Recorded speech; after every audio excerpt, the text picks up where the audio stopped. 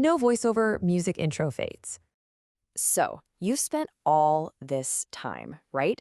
Years probably, perfecting your English, making sure every single bit of grammar is just so. But here's a crazy thought. What if all that polite English is actually pushing people away? Like building this invisible cold wall when all you want to do is build a bridge. Well, stick with me because we're going to absolutely tear that wall down. Okay, so here's the secret. It's something pretty much every native speaker feels but probably couldn't put into words for you. The real goal of talking to someone, it's not about being perfect. It's about connection. Seriously, it has nothing to do with flawless grammar. It's all about making the other person feel like you actually see them, you hear them, that you get them. Let's think about it like this, okay? That textbook English you learned, it's like a brick wall. Yeah, it's technically correct, sure, but it's a total dead end. The conversation just smacks right into it and stops, cold. But connection English? Now that's a bridge. It's warm, it's engaging, and it's basically saying, hey, come on over, let's meet in the middle.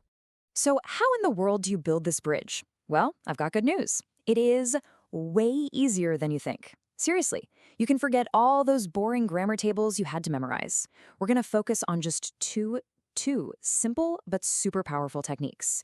And they're going to help you turn those awkward, cringy silences into real, genuine connections. And we're starting right now. All right, our first power move. It's called acknowledge. And trust me, this is a total game changer.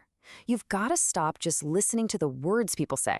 Instead, I want you to start listening for the music behind the words, the emotion. Are they sounding excited, stressed out, kind of disappointed?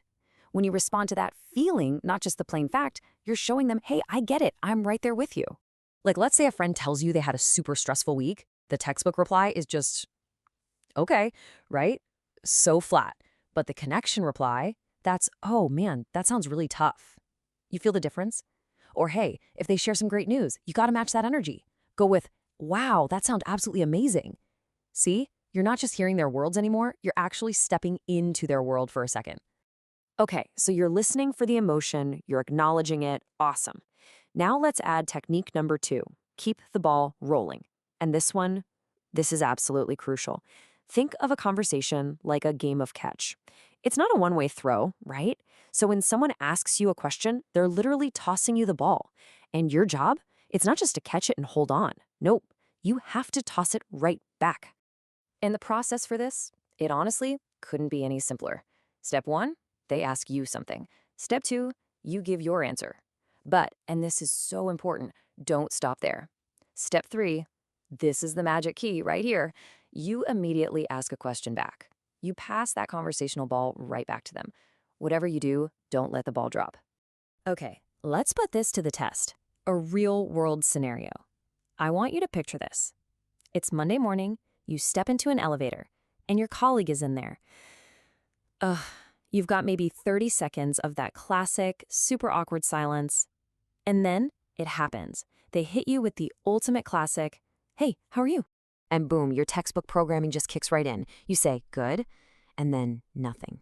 Just crickets. That painful, awkward silence until the doors finally slide open and you can both make a run for it.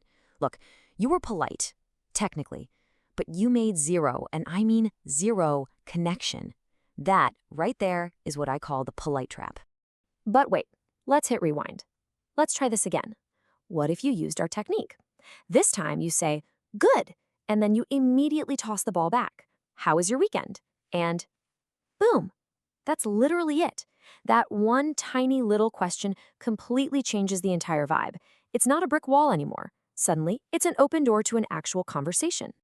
You see, that simple little question, it's a signal. It's telling them, hey, I'm actually interested in you. It turns that wall into a door, just like that. In what, 3 seconds? You've just built a bridge. That is the real power of connection English. So from now on, this needs to be your new mantra. I want you to actually say it with me. Ready? Connection, not perfection. Your goal is not to be some flawless grammar robot. It's to be an interested, engaged human being. And I promise you that one little shift in focus, it's going to completely transform your conversations and, honestly, your relationships. Okay, so here's my challenge for you. I want you to think for a second. What's that one social situation that always makes you feel kind of nervous? Is it trying to make small talk at a party? Is it that chat with your boss by the coffee machine? What's your most difficult scene? Now picture yourself in that exact situation, but this time you've got these two techniques in your back pocket. Just imagine what a difference that could make. Got it! What's up? Catch up! Aha!